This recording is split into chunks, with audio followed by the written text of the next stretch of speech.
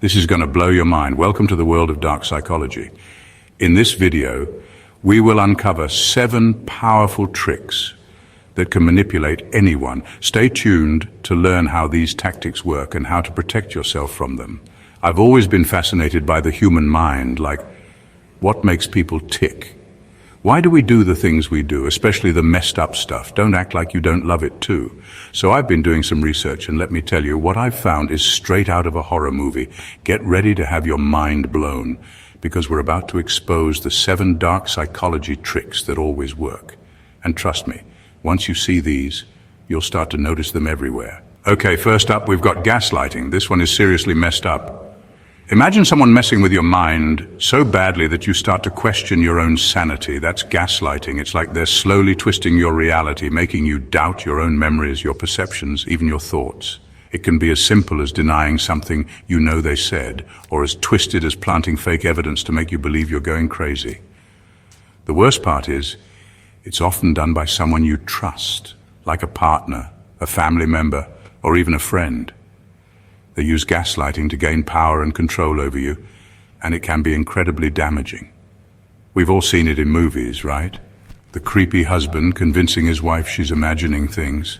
Yeah, that's not just a movie trope, it's a real-life nightmare, and the scariest part, it can happen to anyone. Next up, we have love bombing. This one might sound kind of nice at first, right? I mean, who doesn't love being showered with affection? But trust me, this is manipulation disguised as love. It's like being hit with a tidal wave of compliments, gifts, attention, all designed to overwhelm you and make you feel like you've found your soulmate.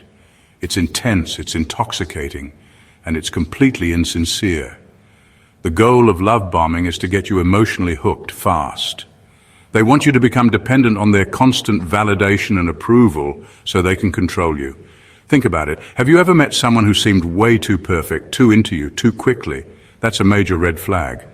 Love bombing is often used by narcissists and abusers to lure in their victims, and it can be really hard to break free once you're caught in their web. This one is all about getting you to say yes without even realizing you're being played. It's like a psychological magic trick.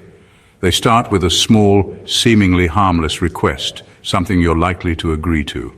Maybe they ask to borrow a few dollars or help them move a small piece of furniture. No big deal, right? But here's the thing, once you've said yes to that first small request, you're way more likely to agree to a bigger one later on. It's all about consistency and commitment. Our brains like to feel like we're consistent in our actions, so once we've said yes once, we're more likely to say yes again, even if the request is bigger or something we wouldn't have agreed to initially. It's crazy how easily we can be manipulated, right? Chapter 4.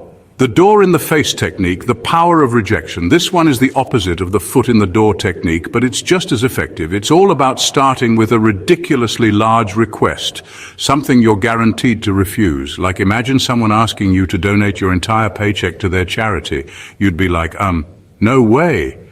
But here's the twist. Once you've rejected that first outrageous request, they hit you with a smaller, more reasonable one. And guess what? You're way more likely to say yes to the second request, even if it's still something you wouldn't have agreed to if they'd asked for it directly. Why? Because our brains are weird. We feel bad for rejecting the first request, even if it was ridiculous. So we're more likely to agree to the second one as a way of making it up to them. It's like psychological guilt tripping, and it works like a charm. Okay, this one is all about the power of the crowd. You know how it is when we're unsure of what to do, we look to others for guidance. It's like our brains are hardwired to follow the herd. Think about it. Have you ever bought something just because everyone else was buying it? Or gone to a restaurant because it had a long line outside?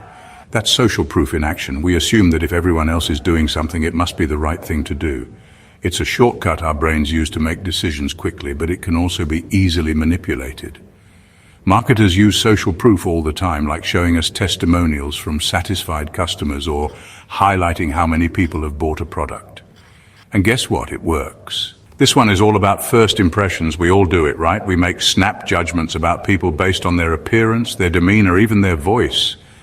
And once we've formed that initial impression, it can be really hard to shake. That's the halo effect.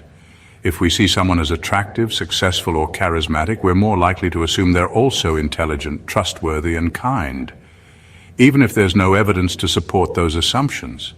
It's like our brains are trying to create a coherent narrative, and they'll fill in the blanks with whatever information fits our initial impression. It's why celebrities can sell us anything, why politicians can get away with murder, figuratively of course, and why we often give attractive people the benefit of the doubt. This one is all about tapping into our primal instincts. Fear is a powerful motivator. It can make us act irrationally, make us believe anything, and make us do things we never thought we were capable of. And guess what? People know it. Fear appeals are used everywhere, from advertising to politics to public service announcements. Think about it. Have you ever seen a commercial for a home security system that showed a terrifying break-in? Or a political ad that warned of the dangers of voting for the other candidate? That's fear appeals in action. They play on our deepest fears and anxieties to get our attention and influence our behavior. Thanks for watching. If you found this video eye-opening, make sure to like, comment, and subscribe for more deep dives into the human mind. See you next time. Oh my God, you guys, I'm actually scared now. Knowing all this stuff about dark psychology is kind of freaking me out. It's like, are we ever really in control of our own minds, or are we just puppets being manipulated by these psychological forces? I need a nap, and maybe a therapist.